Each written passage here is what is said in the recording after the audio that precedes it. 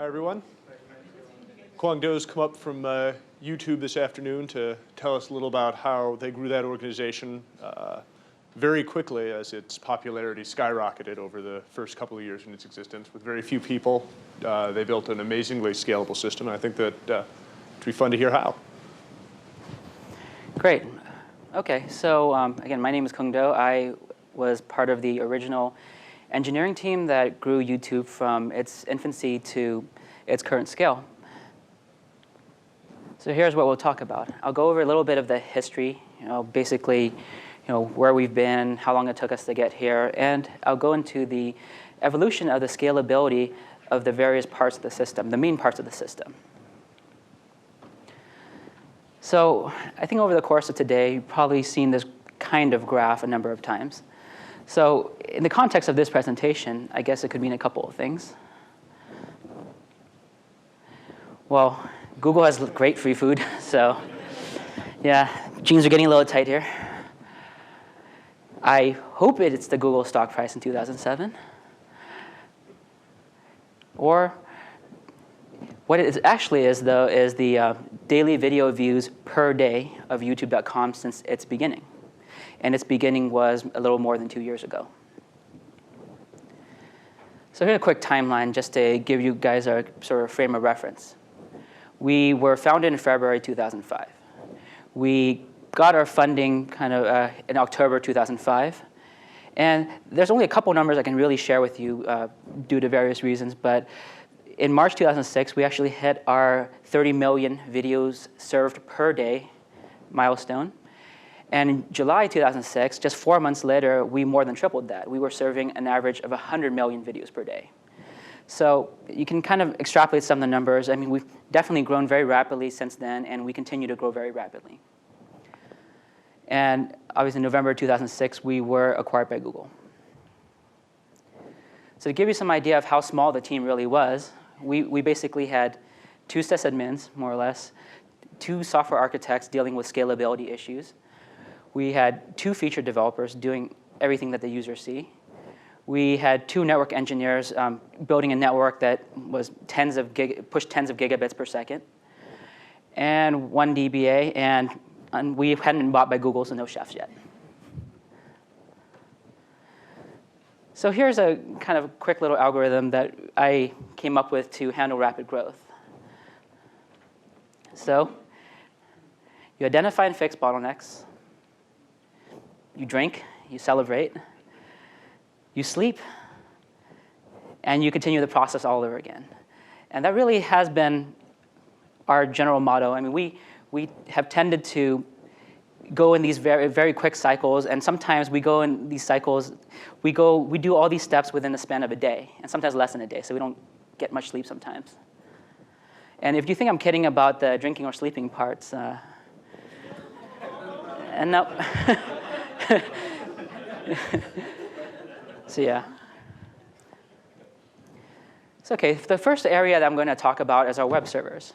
So here's sort of the basic setup. I'm kind of omitting details about how many machines and such, because I wanted to just explain the overall flow of requests. So first, the requests hit the net scalers, which are load balancers. They're actually really good load balancers that do a number of things. They mark down machines and mark up machines, and they cache some static content for us, which is good, because Apache is not very good at handling large volumes of requests for static content. And they do a couple other things like connection pooling to Apache. The request then hits one of many web servers that are sitting behind these net scalers. And these web servers are running Apache on the front end, because Apache is fairly well tested. It has a huge community. We know how it works. And Apache is running modfast CGI, which basically looks for requests that look dynamic, that follow certain rules that we defined, and shoves those requests to the Python app server that we've created. And that does most of the work. That does the application-specific work for us. And I'll go into a little bit more detail about what that means. And the app server then talks to various databases. It calls information from various sources, gathers all that information, and spits back an HTML page which then gets served to the client through Apache. So general flow. So a few more details here. The web servers run Linux. They run specifically SUSE Linux. And the nice thing about the web servers is that you can generally scale just by adding more machines. It's not always the case, but more often than not, it has been the case. One thing that we've seen from various blogs and even from people who we brought in to interview and were potential candidates for software engineers, we always ask the question, why Python? Is it fast enough? And one interesting thing to note about web applications is that CPU is often not your bottleneck, at least not CPU on the web servers. It turns out that you're often spending time waiting on a number of things. You're spending time waiting on the database. You're spending time waiting on your various kinds of caches. You're spending time waiting on a lot of RPC calls. I mean, granted, web CPU is important, but it's not the overriding concern for web applications. So that's one thing. Another thing is, because we're in a particularly fast-moving field, we have, it seems like, dozens of competitors announced every single week. And we have scalability concerns, so we need to be able to move around pieces of code very quickly. We need to be able to rewrite things. Development speed is often actually one of the most critical things. So that's where Python excels. So I guess the answer to the question, is Python fast enough? Well, I guess the key word is enough. It's definitely fast enough, and we can add more machines and add capacity that way. So on our web servers, we tend to aim for much less than 100 millisecond per page rendering times. So basically, as soon as the app server gets the request and parses it and then generates the HTML and gives it back to the web server, a lot less than 100 milliseconds in general, which is fairly important because you don't want all your processes getting too busy on your web server. We use a couple of things to speed up Python. We use Psycho, which is basically a just-in-time compiler for Python, which will compile certain pieces of code, namely the ones that matter most, the tightest loops that we do, into C. So another thing is we also selectively wrote certain things, such as some of the encryption stuff, in C extensions. Another way to sort of take advantage of Python as well as use some of the speed of C. And the last thing one of the other things that we do on the web servers is we pre-generate HTML. So in some cases, you can do various forms of caching. You can, on the lowest level, you can cache rows from the database. On the slightly higher level, you can cache fully formed Python objects, which can be serialized to disk fairly easily. And at the next level, you can actually cache full HTML, which is often a pretty expensive operation, like to generate that HTML. So in certain cases, when there are blocks of HTML that are fairly expensive to compute and to render, we just cache all the HTML. So the next area is serving video. And the costs are fairly predictable in a lot of cases. Bandwidth is certainly an issue. The cost of hardware is certainly an issue. And power consumption. We have a limited amount of power that we can get in any one particular data center. So we need to be judicious in that. We need to pick hardware that doesn't consume an excess amount of power. So in the YouTube system, each video is hosted by a mini cluster. A mini cluster is just some small number of machines that serve the exact same set of videos. And they have various forms of redundancy. And the reason why we have a couple of machines in each cluster is that, one, scalability. You have more disks serving each content. You have headroom. So if a machine goes down, the other ones can take off the slack. And it's just nice to have basically kind of like online backups of everything, more or less. So it serves multiple purposes. So originally for video, we started with Apache. And Apache was fine for 3 months, maybe 4 months. Didn't work very well. It had such high load. It had very high context switching because of all the processes or threads that were active at any given time. So we switched to Lydie. Well, Lydie is an open source web server, and it's a lot faster. It uses single process, single thread, and some very efficient things like epoll, which allow you to basically pull a large number of file descriptors very efficiently. And we switched from single process to multi-process. So again, it's just an iteration of the same idea. So for video serving, we have a couple of different paths that a video request can take. We actually put the most popular content into the CDN. And we have a couple of different CDNs. We use some third-party CDNs, and we also have internal Google-produced ones. And we have a couple other things that we're kind of playing around with to see which one is the most effective one. So that's for the most popular content. And the moderately played and the lesser played content actually go to the regular YouTube servers. And what's kind of interesting about this is that because the most popular content has gone to the CDN, the traffic profile of the requests that go to our regular machines is very interesting, because some of these videos might have between 1 and 10 or 20 views per day. In the scheme of things, not very much. But when you add up the whole thing, when you aggregate that, and when you look at the percentage of our overall playbacks that constitutes, that's a huge deal. And the problem is that when you have a large amount of data and you have kind of random access across that data, that introduces some interesting performance characteristics.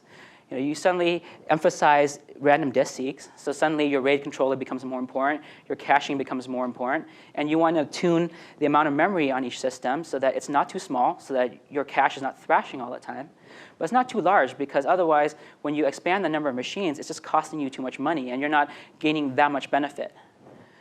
And there are some other things that we also were able to tune, like some controller settings and stuff like that. But the point remains, like, our machines have to be tuned very differently from the CDN machines, which are mostly serving out of memory. So here are some key points.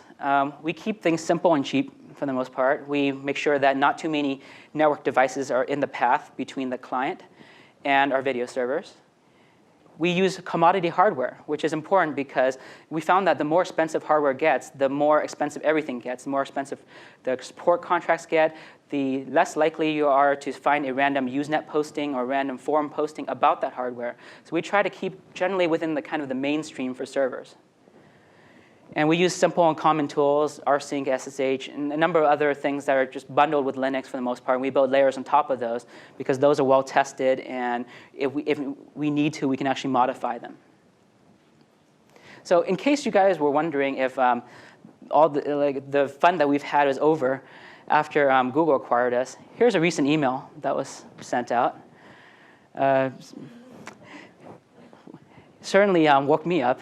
We had 3 days left of video storage, and we need to scramble and stuff like that because apparently we had a spike in uploads. We had a number of things that were going on. So we got that resolved, but it's just amazing the kinds of things that you run into when you're dealing with a site that grows rapidly and grows in very unexpectedly. Because the moment we relieve a bottleneck, the site traffic goes up and a new bottleneck appears. I mean, it's that simple. Even if in some cases, we double the number of machines, and site traffic still picked up within a couple weeks. So thumbnails is the next area I want to talk about. And surprisingly, thumbnails is actually a pretty difficult problem, at least when you use most of the conventional methods. Because thumbnails, the thumbnail images that correspond to each video, which I think are 120 by 90 pixel images, they're small. They're around 5K each. And the thing about thumbnails is that there are a lot of them, because each video has multiple thumbnails. So so I think each video has about 4 thumbnails. So suddenly there are 4 times more thumbnails than there are videos. So that becomes an interesting problem, especially since the videos are spread across a whole bunch of machines. They're spread across hundreds or thousands or whatever machines, whereas thumbnails are concentrated on a small number of machines for various reasons. And so you have the overhead of dealing with a lot of small objects. You have INO caches. You have directory entry caches. You have page caches. You have all these different caches that get involved in the OS level. And things start kind of crawling to a halt when you reach a certain point. And you have high number of requests per second, because on any given web page, at most, a single video is playing. Whereas if you search for some search term like dogs, for example, you'll see 60 thumbnails on that one page. So suddenly you have a lot more requests per second. So we started pretty simple, like we generally do everything. We want to get something working. So we started with Apache. We started with a unified pool, meaning the same machines that were serving our web traffic were also serving our static images, or our thumbnails, rather. And we moved to a separate pool, still using Apache. And things were good, and again, until this one email got sent at 2:24 a.m. And if you can't read it, it says, we can't accept any more videos, too many videos. And we found out that the number of files, it turns out that after doing a little bit of digging and frantic Googling and searching for things, we found out that there's actually a per directory limit on the number of files that you can have in that directory. And we had the luxury of time. We could have researched all this stuff ahead of time, but frankly, we were just busy trying to stay alive most of the time. So we ran into this problem, and all the video stopped uploading, and then we had to do a lot of emergency work and stuff like that. And turns out that ext3 in particular had this issue.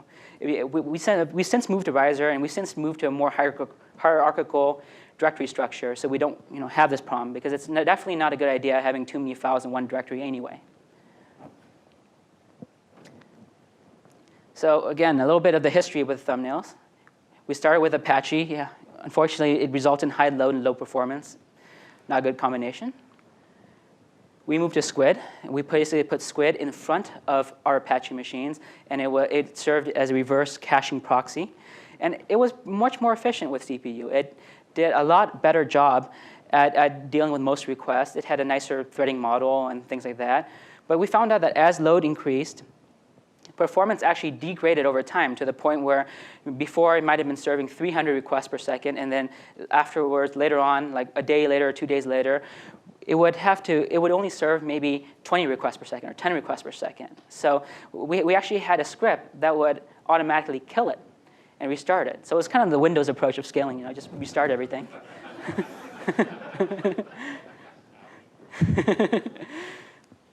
So we moved to, we tried looking at Lighty, actually, because we were using it for video servers. And the problem is that out of the box, it only has one process. And so every time you need to do a disk read, so every time your content is not in memory already, you need to do a disk read. And that stalls the main event loop. And there's only one loop in the whole system anyway. It stalls that loop this minute amount of time. And the more cache misses you have, the worse it gets.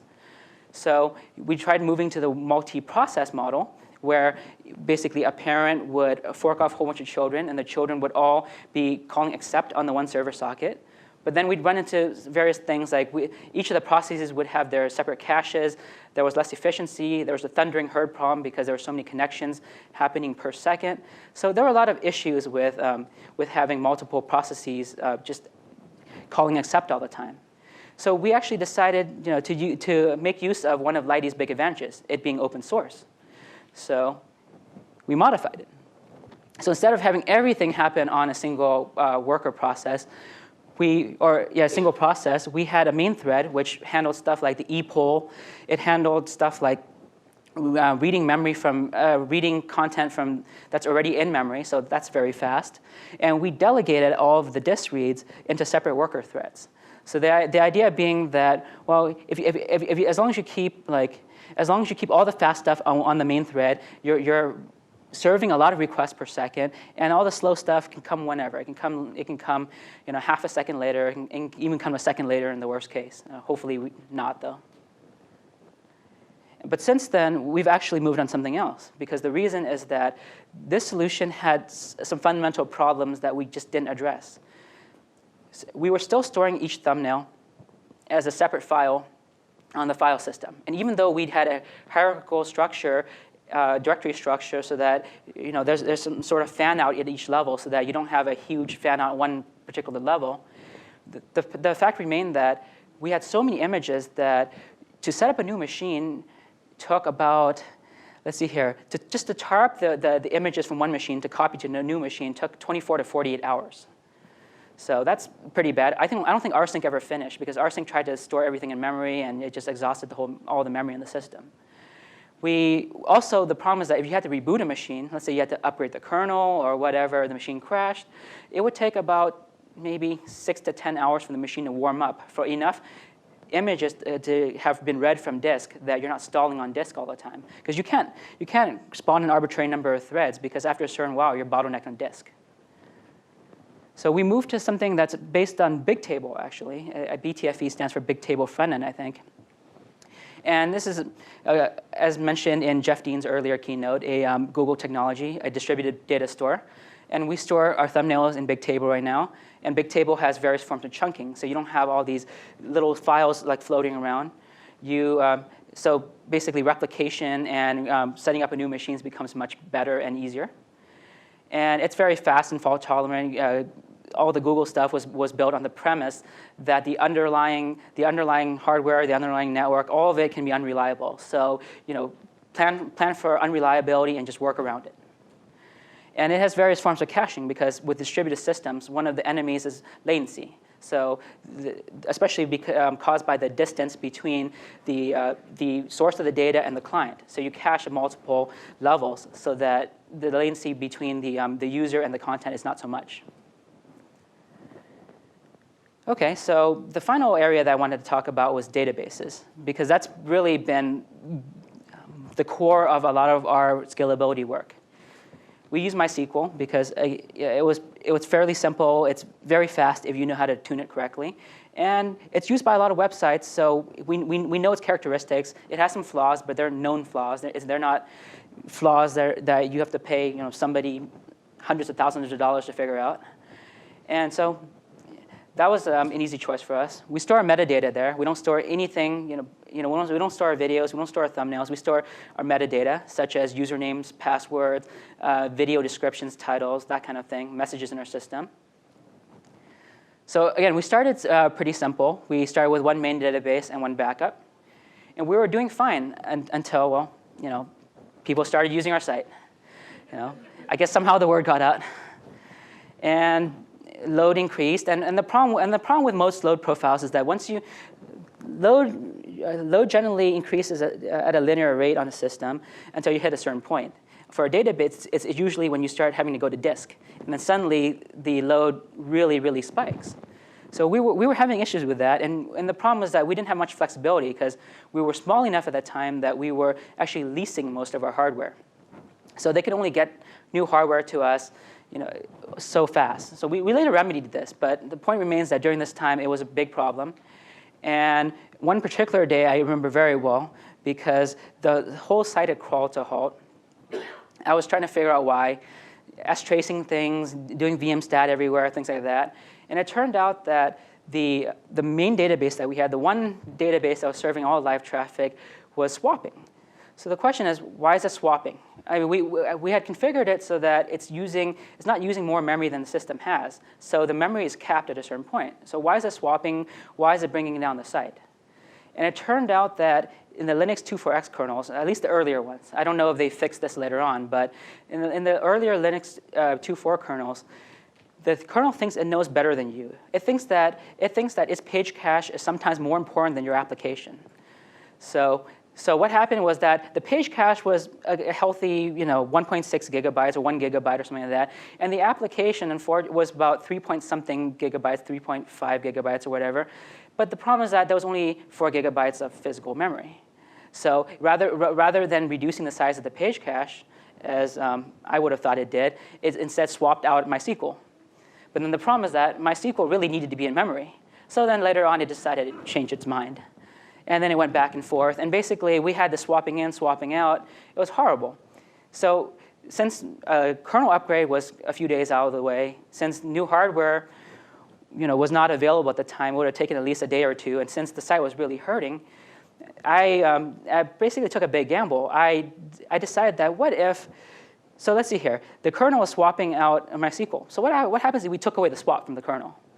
So that's exactly what I did. I deleted the swap partition while the site was pointing to the database. Yes. And yeah, believe me, that was not a fun morning.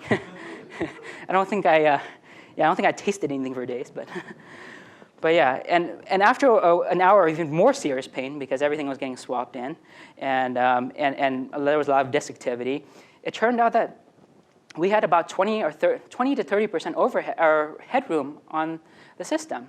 Now we suddenly had 20 to 30% idle CPU. And granted, if our memory usage spiked for whatever reason, the box would have hard crashed. But it was sort of a trade-off we had to make for that couple of days until we upgraded the hardware. So interesting risk that you can take when the whole world isn't really looking at you yet. I mean, that was kind of the nice thing about that back then. So obviously, we had to do a number of database optimizations along the way. We optimized queries. We made real-time operations into batch jobs whenever they were too expensive to do in a real-time basis. We use memcache. So instead of going to the database every single time, we use memcached, which is another open source daemon. It's basically more or less a hash table that listens on a TCP socket and allows you to get and set data using some kind of string-based key. And that was very helpful. That gave us a very nice boost because using memory is a lot better than using disk most of the time. And we use app server caching. So again, we have these various tiers of caching. We can cache. There's the database caches. There's a database machine OS caches.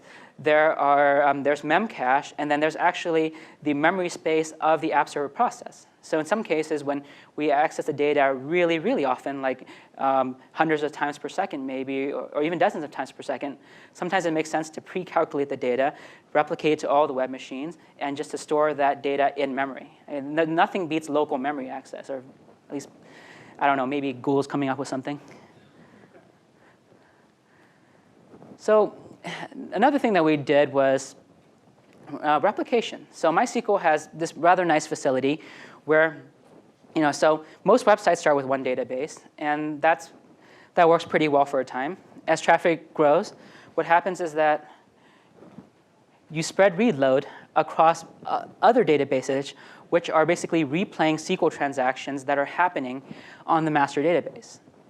So the way it works is that all the writes go to one master database, and they get funneled down to every single replica that's attached to that database.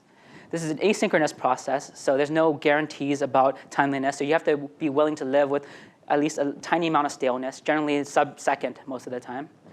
And you have to watch out for the limitations, because all these writes are happening in multiple places. So if the writes grow to a certain point, then you get this situation where the writes are hogging all the replica databases, and maybe 20% of your resources are serving reads.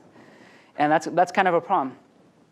And another problem with replication that can occur is that if you have too many replicas, you have sort of management issues. You have the fact that you have a single point of failure, that if you have to cut over to a new master database, you suddenly have to reconfigure all these machines. You have a number of issues, and it becomes a kind of a brittle system. Because usually having too many replicas is a symptom of a larger issue. It means that you're not spreading the load evenly enough across multiple machines. So here's a nice quote that you guys can read. I hijacked it. I changed a few words here and there. But so it's kind of true, though. You start off small, it works, but then you expand and things get out of hand. So the other issue is replication lag, or replica lag. And actually, this is actually one of the main downsides of MySQL replication, because MySQL replication doesn't have something like 2PC. It doesn't have any kind of consistent write mechanism. So replication is completely asynchronous. If you have 3 replica machines, and each of them have a different CPU speed, and each of them have different speed disks, you're gonna get slightly different amounts of lag on each of those machines, which is a problem. And here's one of the reasons why it could be a problem, because on the master database, updates actually come in through multiple threads. In this case, there are 3 threads, and each of the threads is executing a single update. And what's nice is that if you have a multi-CPU, multi-core machine, multiple disks, you can exploit the parallelism that your hardware offers you and the OS offers you. However, on the replica database, in their, I guess, infinite wisdom, MySQL serialized everything onto a single thread. So I guess they did it for correctness reasons and for ease of testing and stuff like that. But the point remains that replication on the replicas it can be bottlenecked, because if you have a single long update, let's say the one highlighted in red up there, update 3 cannot execute until update 2 is finished. So you have one thing hogging all the resources, then you're stuck, because the OS is not, and the OS and the hardware is not generally very intelligent with trying to parallelize a single thread. So here's another kind of variant of that same problem. we have a replication thread, and what happens is that it's doing 5 updates. 3 of the updates affect database pages that are not in memory. So they result in cache misses. Cache misses stall the replication thread. And that can be a problem because after a while, we did as much tweaking as we could in the application, but it came to the point where the replica just could not keep up with the master database because the master database was using all of its CPUs and all of its disks. And the replica can only use 1 CPU and 1 disk, generally speaking. So we thought about it, and we realized that replication, or each update statement in a replication thread, involves 2 steps. It involves reading the affected database pages, and then it involves applying the changes. So obviously I'm glossing over a lot of detail, but those are the high-level steps. So the idea is that because MySQL has actually 1 thread buffering all the SQL on the master database, from the master database, and another one executing the SQL. So in the case where the replica is lagged behind the master, we've actually written the SQL statements that are going to be executed 1 second from now, 5 seconds from now, 10 seconds from now to disk already. So it's just that the replication thread hasn't had the chance to replay them because it's blocking or whatever. So the idea is that what if we prefetch the pages required to perform these updates? So we came up with a little tool. We hacked together a little tool in, I guess, the course of a day or 2, I think.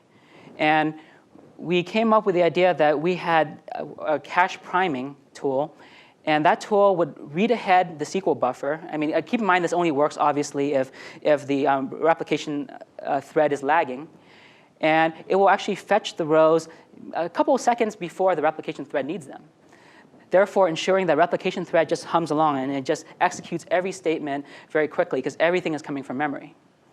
So this was huge because, again, this reduced our replica lag from a huge amount to a very, very small amount. And it bought us more time because we were working on the longer-term solution, but again, that was longer term. That took a while to implement. So we needed to stay alive during that time.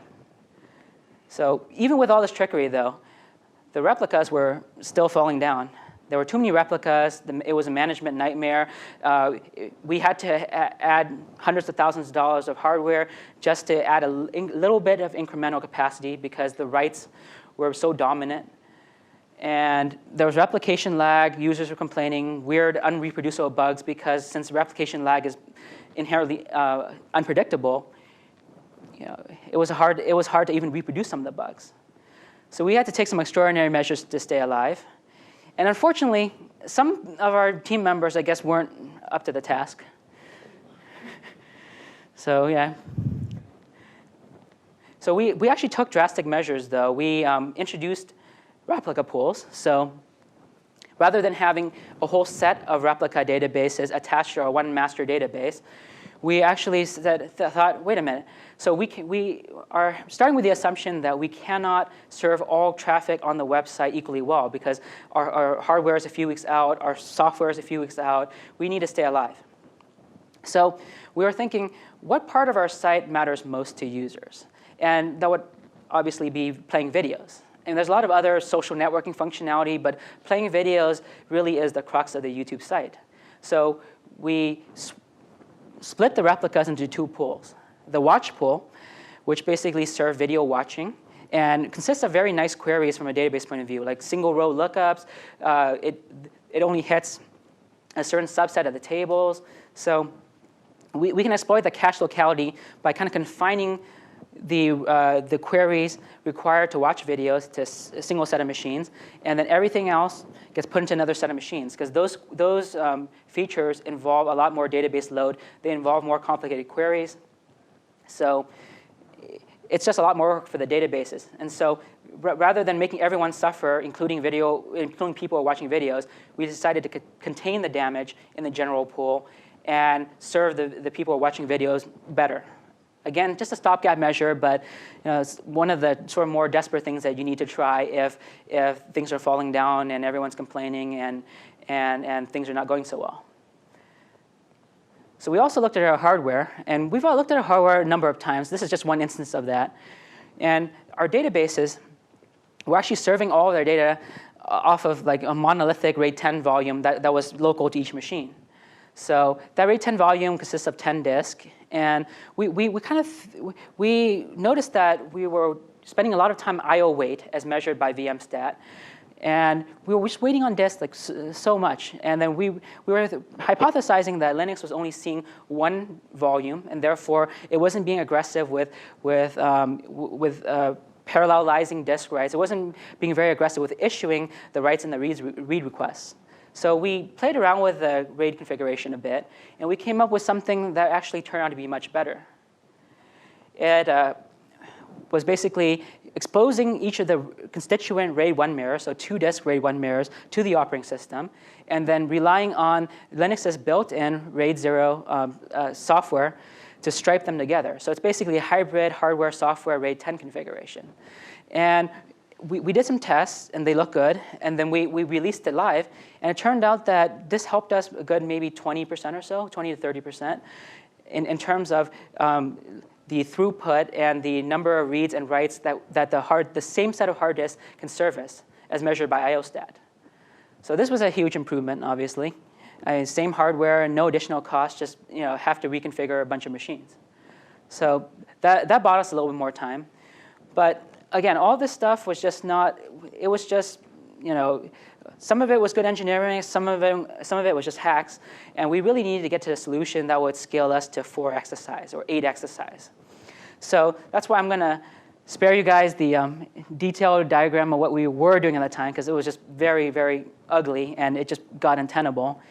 And I'll tell you guys about what happened soon after all these hacks got put into place, because at the same time as some of us were keeping the site alive, some of the rest of us, and keep in mind by some of the rest of us, I basically mean the same people, but nighttime instead of daytime or something like that.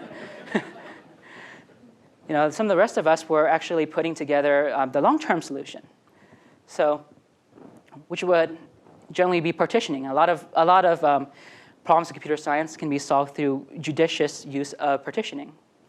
So you had this monolithic database, right? And it was gigantic, and it couldn't fit in memory. It was multiple times the size of memory. And got rid of that, and basically split it into multiple shards. So instead of having one user, one database with all the users and all the videos on it, split it up into multiple pieces, and in each shard is completely independent of each other. There's no overlap between the shards. And the great thing about this is that you can spread reads and writes, which is a great thing, because that was one of the key limitations of MySQL replication. You improve your cache locality, which is critical because memory is obviously much faster than disk. So the closer your working set is, the closer the size of your working set is to the size of your memory, the better. Otherwise, you spill over to disk, and things get very slow. So, and it turns out that when we released this change, which was a pretty big change, and actually went fairly well, considering the extent of the changes, we were able to serve the same amount of traffic, but with 30% less hardware. And we reduced replica lag from a fairly high number to 0, and where it remains today. So very good, and we can create new shards with some amount of work in the future. So we have sort of a way of scaling our database kind of arbitrarily. It's not trivial, but it's a lot better than it used to be. And obviously, we have less reliance on clever tricks, because as fun as it is thinking about clever tricks, you don't want to have to come up with 5 of them a day to keep the site alive. So okay, to recap, we keep things simple, which is good because you are able to move around simple code more easily. You're able to re-architect it. You're able to split it up into different functions, to rewrite it, to change the algorithm, to do whatever. We constantly iterated on bottlenecks, because whenever you resolve one bottleneck, there's another bottleneck, unless you are willing to spend ridiculous amounts of money on hardware and you have an unlimited budget. So the bottlenecks are obviously software, OS, and hardware. And there's one last thing that actually we do for scalability, or one more important ingredient for the recipe of scalability, which is the team. I mean, it's been a pretty awesome team to work with. I think for the first, I don't know, like 6 months or so, 12 months, I think we were pretty much it in terms of everyone who was keeping the site alive. One person would be handling data center stuff and setting up machines and setting up the printers for the office and just random stuff. So it's pretty cool to have cross-discipline people who understand the whole system. They understand more than just software. They understand the system underneath the software. So that's a pretty critical component. And obviously, it's nice to have cool people to drink with. OK, so future directions. Basically, more of everything. We've had pretty rapid growth. Every time we relieve a bottleneck that's seriously hurting the site, it seems like we grow 20 to 30% kind of overnight, which is a little bit nerve-wracking. Sometimes we think, well, maybe I just leave it for one more day. I can get some sleep, and I don't have to deal with yet another bottleneck. So there's that. More videos, more formats. We're branching out into a whole bunch of different areas. Like I think there was the Apple ITV thing that was announced recently, and a number of other non-web experiences. More users. Our users keep coming, and we recently localized. So now suddenly the user in Japan, for example, can read our web pages for the first time. We have more data-intensive features. I mean, now we've basically scratched the surface of what you can do with video. Right? We have obviously Google Search, which is obviously a great search engine. We have collaborative filtering, helping to figure out sort of the co-visitation habits of people and recommend more videos based on the current one you're watching. But there's a lot of work that can remain, though. There's a lot of work that remains to be done. There's personalized recommendations. Well, based on the 20 videos I've watched, what other videos am I likely to want to watch after that? There's more group things that we can do. There's all sorts of taxonomies that we can create. There's a lot of categorization, data mining, and stuff like that. And that's actually a weak point of a traditional SQL database, especially MySQL, which doesn't do parallel queries at all. So we're definitely going to play around with a lot of the Google technologies, where stuff like MapReduce and a number of other things that are highly parallel and can spread computation across many, many machines. Because if you're serving hundreds of millions of video views per day, you're not going to be able to mine that data unless you go distributed. So I think that wraps up my presentation, actually. I wanted to keep it reasonably short because, obviously, it's been a long day. So I'll just leave some time for some questions.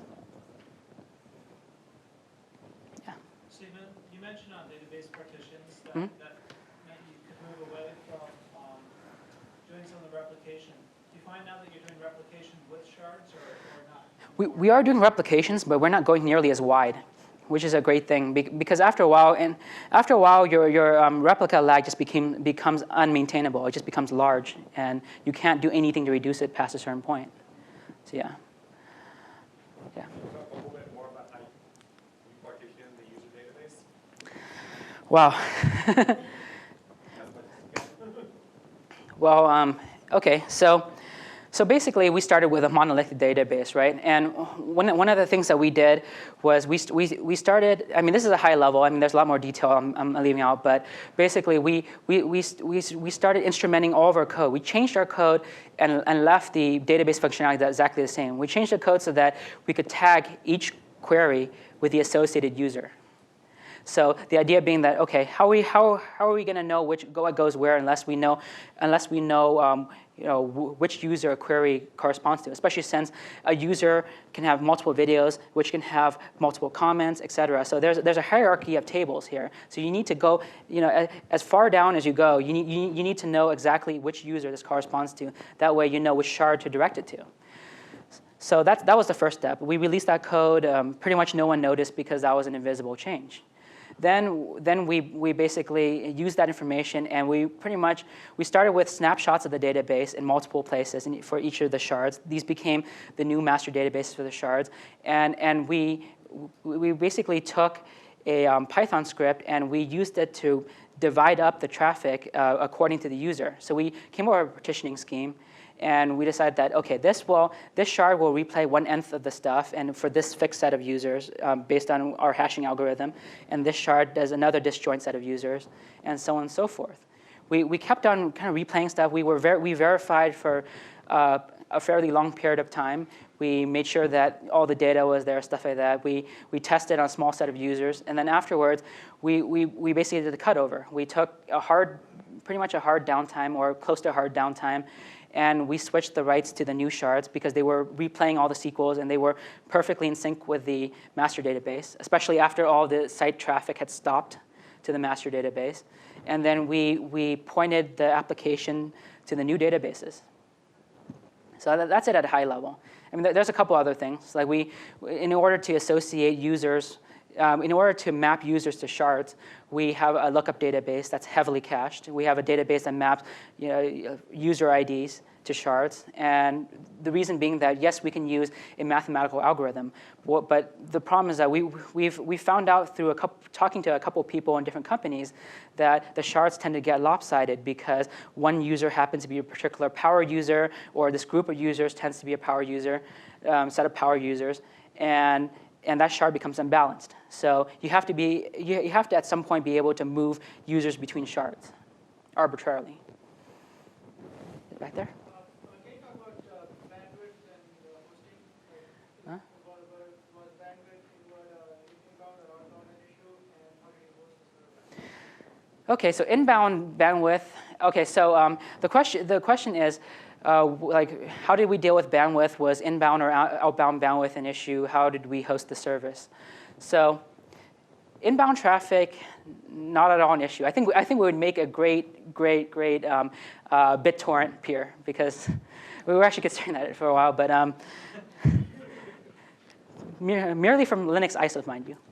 But anyway, so inbound traffic is not an issue. Outbound is certainly had to scale quite a bit, and basically our networking team of 2, which grew by a whopping 50% after the acquisition, had to fly all these different places, pre-wire stuff, had to negotiate all these peering agreements, and et cetera. And basically, that was sometimes an issue because of the speed at which the site was growing. It's like, oh, let's add another 10 gigabits here or 10 gigabits there. It becomes kind of challenging to keep up with that, especially with a small team. And furthermore, some of the bigger guys, some of the telcos didn't want to peer with us for a while because for whatever reasons. And I guess those were the main issues. I think our costs actually were exceptionally low for the most part. We were able to negotiate fairly competitive rates. I can't mention specific numbers for various reasons, but I can say that as our traffic grew, our cost per megabit per second went down drastically. So, and we also use CDNs to help with that because CDNs replicate the content in multiple places. So the chances of the content living closer to the user and therefore going through fewer hops and friendlier networks tends to be higher.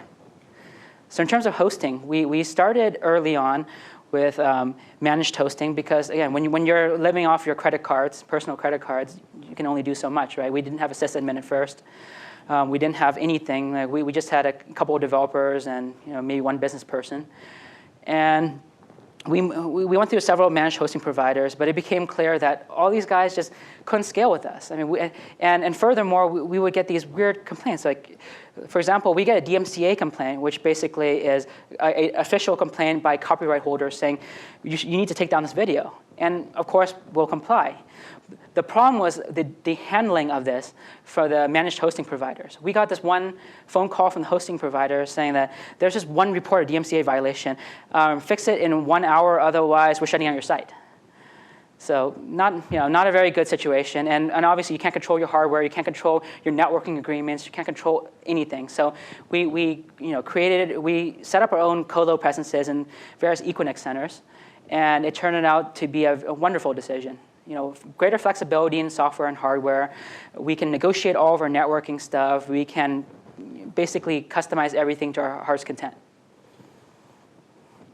Yeah, right here. Did your infrastructure enable supporting H.264 pretty easy, smooth, trivial? It's actually we're actually using Google infrastructure for that mainly because we wanted to make sure that our the question was, does the YouTube infrastructure take care of serving H.264 and handling H.264 easy? And basically, we use Google infrastructure for that mainly because we wanted our servers to have a pretty homogeneous profile. We wanted to make sure that they have similar bit rates for all the videos and stuff like that. That way all the tuning that we've done to the caches and the disks and stuff like that still held true. Like still were fairly optimal. So we shoved that over because the converting videos and especially mass converting older videos into H.264 is obviously a very distributed problem. And that's where the Google infrastructure shines. Yeah, back there. Did you say you had multiple data centers or just one? The question is, do we have multiple data centers? And we do. We have a number of them around the U.S. We have colo presences in each of them. And I think the number is at 5 or 6 right now, I believe. So follow-up, how did you deal with users in the different data centers? Log in and things like that? Well, we concentrated most of our things in like a couple of data centers, so that way we don't have to deal with cross data center latency and stuff like that. Obviously, that's a bit of a reliability concern, and we're working to address that. In terms of the videos actually come from like random data centers, or when I mean random, I mean they're not assigned according to closeness to user. We don't do like CDN-like replication because that's what the CDN is for. I mean, if a video needs that kind of replication, then it's probably popular enough to be seeded into the CDN. So with videos, one of the nice things about videos is that they are not particularly latency intensive, they're more bandwidth intensive. The fatness of your pipe matters more than how fast each packet goes back and forth. So even though, let's say this video is coming from Virginia and I'm in California, it's not that big of an issue as long as obviously there aren't like huge bottlenecks in the middle somewhere. For images, it becomes more of an issue because there's a lot of little round trips, and there could be like 60 round trips on a given page, and that's one of the advantages of the Google BTFE stuff, because that stuff is replicated across different data centers, and Google has a really good way of figuring out which is the closest data center for the user based on a number of different metrics. All right, why don't we take a minute to thank Cuong for coming out and talking.